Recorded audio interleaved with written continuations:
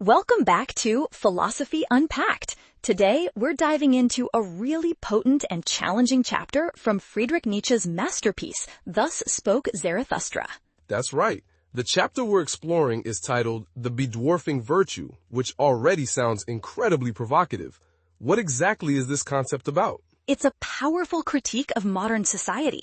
The story begins with the protagonist, Zarathustra, returning to the world of men after spending time in solitude in his mountain cave. So he's coming back to civilization with fresh eyes. What is it that he sees that prompts this idea of a bedwarfing virtue? He immediately notices that everything has become smaller. This isn't a literal physical shrinking, but a spiritual and psychological one. He's deeply troubled by it. That's a fascinating starting point. What's the first thing that tips him off? How does he perceive this smallness in the world around him? His first observation is of the architecture. He sees a row of new houses and is completely unimpressed, even horrified by them. The houses? That seems like an odd detail to focus on. What was it about these new buildings that bothered him so much? He says that no great soul could have built them. He compares them to toys taken out of a child's toy box, something flimsy and lacking substance. So for him, the buildings are a direct reflection, a simile, as he puts it, for the diminished spirit of the people who built and live in them. Exactly. He wonders aloud if men can even go in and out of them, suggesting they seem made for silk dolls rather than for full-fledged human beings. That's a really sharp criticism. He's saying that people have built a world that is too small for their own potential, a world fit for dolls, not for giants. Precisely. He then laments that everywhere he looks, he sees lowered doorways. It's a powerful metaphor for the world's new, lowered standards. And he says that someone of his type can still pass through, but he has to stoop. What does that act of stooping represent for him? The stooping represents the compromise he must make. To engage with this society, he has to lower himself, to diminish his own stature to fit in with the small ones. It paints a picture of deep alienation. He longs for his home in the mountains where he doesn't have to stoop, where he can stand at his full height. This whole experience is what leads him to formulate and deliver his discourse on what he calls the bedwarfing virtue, the central idea of the chapter. All right, let's get into the core of it. What is this bedwarfing virtue? What are the specific values or behaviors that he believes are making people smaller? He argues that society has come to praise virtues that are fundamentally small and limiting. These are virtues designed for comfort and safety above all else. So it's not that virtue itself is bad, but that people are choosing the wrong kinds of virtues, safe ones instead of challenging ones. Yes, exactly. He says, for small people, small virtues are necessary. He's not just critiquing the virtues, but the very necessity of people being small in the first place. He must feel incredibly out of place then. How do the people react to him and his very different perspective on life and virtue? They are suspicious and hostile. He says they bite at me because he doesn't envy their comfortable small virtues. He's like a strange animal they don't understand. He uses the analogy of a rooster in a strange farmyard where even the hens peck at him. It shows how even the meekest members of the society become aggressive toward what's different. Despite this, he tries to remain courteous. He sees being prickly and aggressive toward small things as a defensive wisdom fit for hedgehogs, not for a spirit like his. This whole experience is what leads him to formulate and deliver his discourse on what he calls the bedwarfing virtue, the central idea of the chapter. All right, let's get into the core of it. What is this bedwarfing virtue? What are the specific values or behaviors that he believes are making people smaller? He argues that society has come to praise virtues that are fundamentally small and limiting. These are virtues designed for comfort and safety above all else. So it's not that virtue itself is bad, but that people are choosing the wrong kinds of virtues, safe ones instead of challenging ones. Yes, exactly. He says, for small people, small virtues are necessary.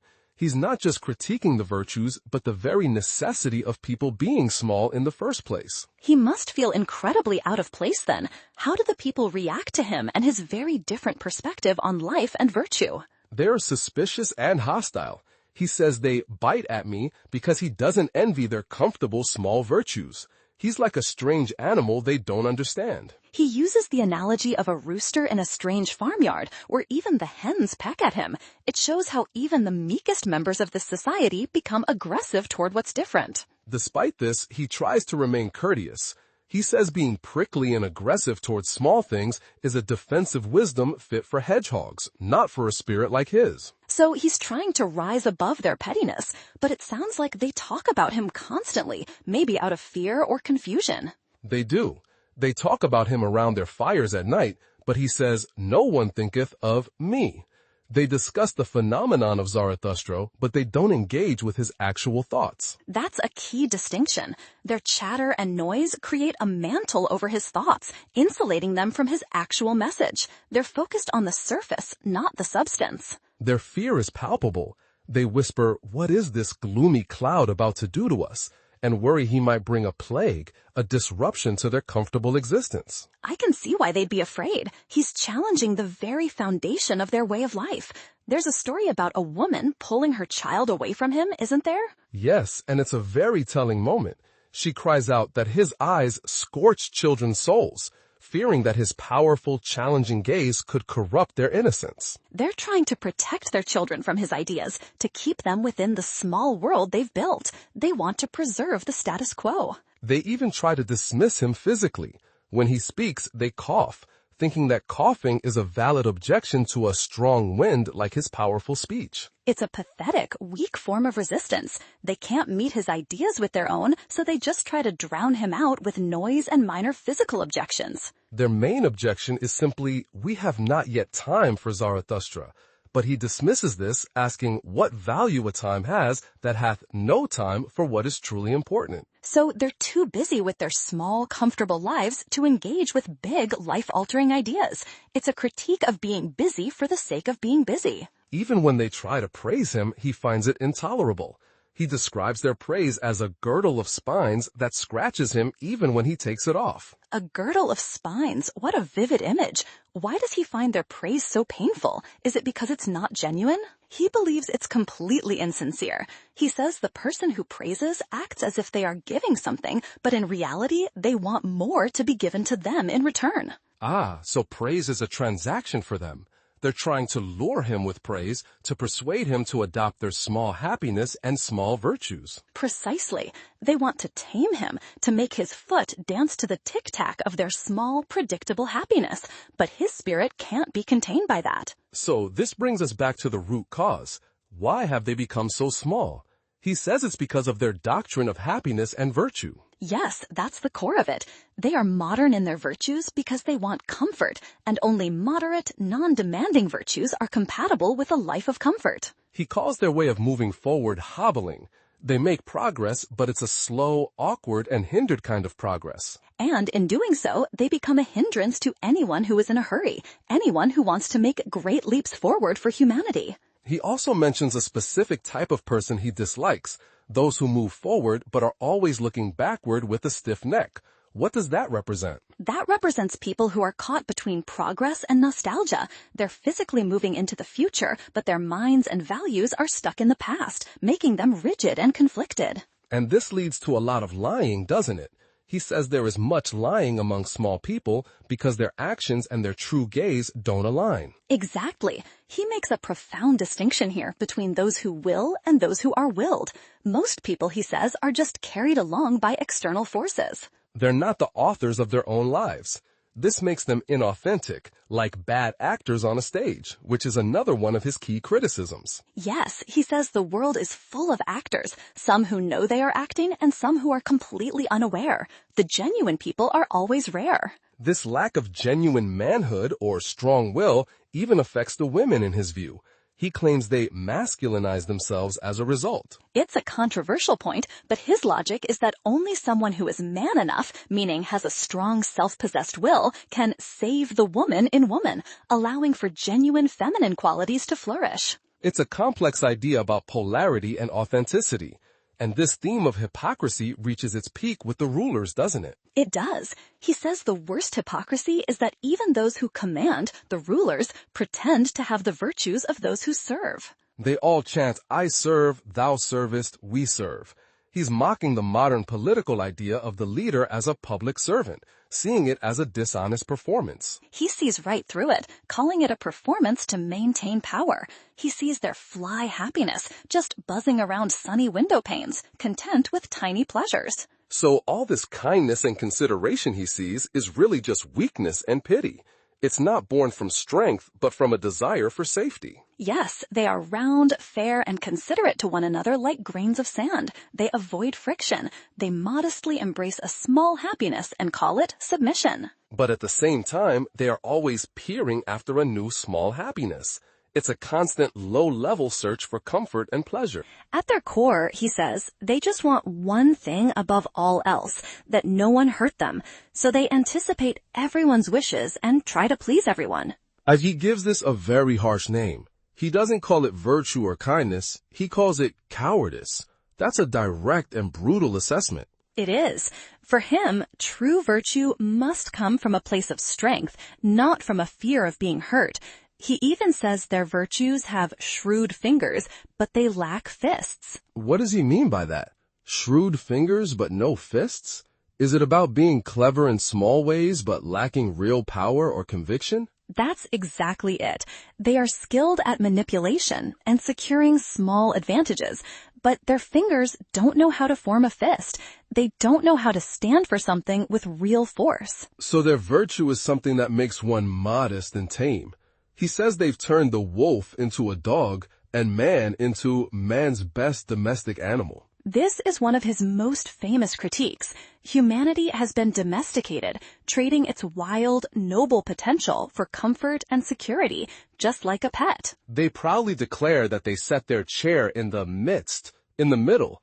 What are they in the middle of? They are equally far from dying gladiators, which represents noble suffering and struggle, and from satisfied swine, which represents pure, unthinking indulgence. So they choose the safe middle ground, avoiding both great pain and great pleasure. And he has a name for this too, mediocrity, even if they call it moderation. Exactly. This is the heart of the bedwarfing virtue. It's the celebration of the average, the safe, the comfortable middle, at the expense of greatness. So, after diagnosing the problem so thoroughly, what is Zarathustra's proposed solution? How does he counter this culture of mediocrity? He presents his own philosophy, which is a direct challenge to their values. He starts by proudly declaring, "I am Zarathustra, the godless." That's a very confrontational statement. In this context, what does godless really mean? Is it just about not believing in God? It's much broader than that. For him, godless means rejecting all external systems of morality and doctrines of submission. It's about becoming your own source of values. So he's not just an atheist. He's against any ideology that asks you to submit your will to something or someone else. Precisely. He asks, who is more godless than I, that I may enjoy his teaching? He's looking for peers who have also freed themselves from these old chains. And he defines his equals as all those who give unto themselves their will and divest themselves of all submission. It's a call for radical self-determination. He describes this process with a cooking metaphor. He says, I cook every chance in my pot, and only when it hath been quite cooked do I welcome it as my food. So he doesn't just accept fate or chance as it comes. He actively works on it, shapes it with his will, and makes it his own before consuming it. Yes, his will is more imperious than chance itself. Chance comes to him and kneels, begging to find a home with him. He is the master of his own circumstances. This all builds up to one of his most famous and often misunderstood instructions, doesn't it? The one about doing what you will? It does. He says, do ever what ye will, but first be such as can will. This is the crucial part that people often miss. It's not a license for hedonism or acting on every impulse. It's a two-step process. First, you must build yourself into a person with a strong, coherent will. Exactly. It's a call for self-creation and self-mastery. Only after you have become a person capable of willing can you then trust your will to guide your actions. And he applies a similar logic to the golden rule, rephrasing love your neighbor as yourself in a very specific way. He does. He says, love ever your neighbor as yourselves. but first be such as love themselves. And he clarifies this isn't simple self-esteem. Right. It has to be a specific kind of self-love, one that includes great love and great contempt.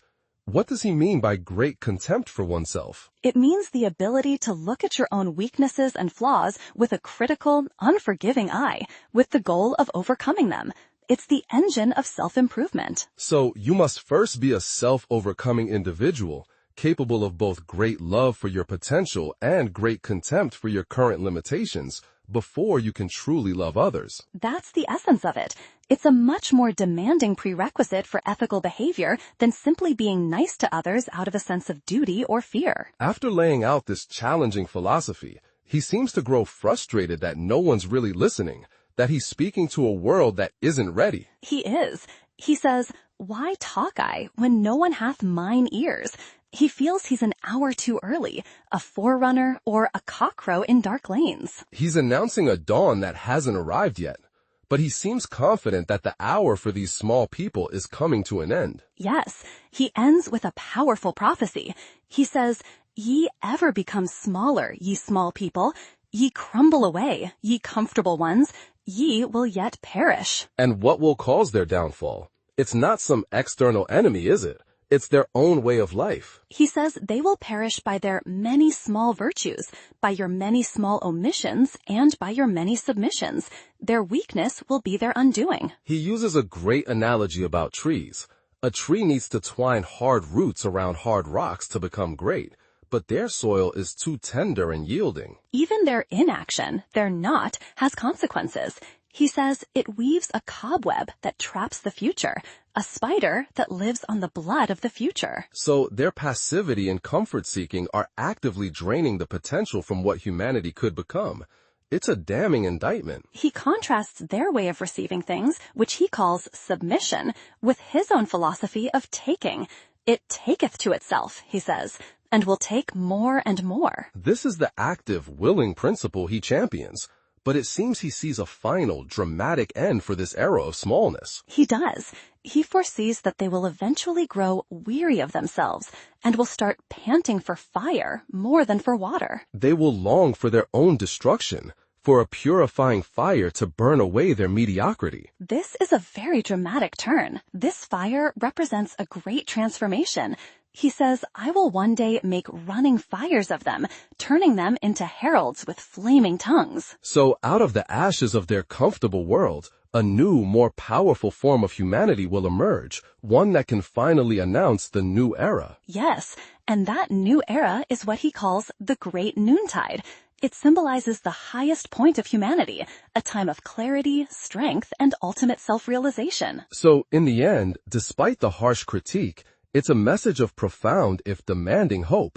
It's about overcoming our self-imposed limitations to reach a greater state of being. That's a perfect summary. It's a call to reject the bedwarfing virtue of comfort and mediocrity and to instead strive to become the kind of person who can will a greater future into existence. It's an incredibly challenging but ultimately inspiring vision for human potential. A lot to think about there. It certainly is, and it forces us to ask ourselves, are the virtues we value today making us greater, or are they in fact bedwarfing us? A question that is just as relevant now as it was when Nietzsche wrote it. My pleasure. It's a text that always provokes deep reflection on the values we live by and the kind of world we are collectively building.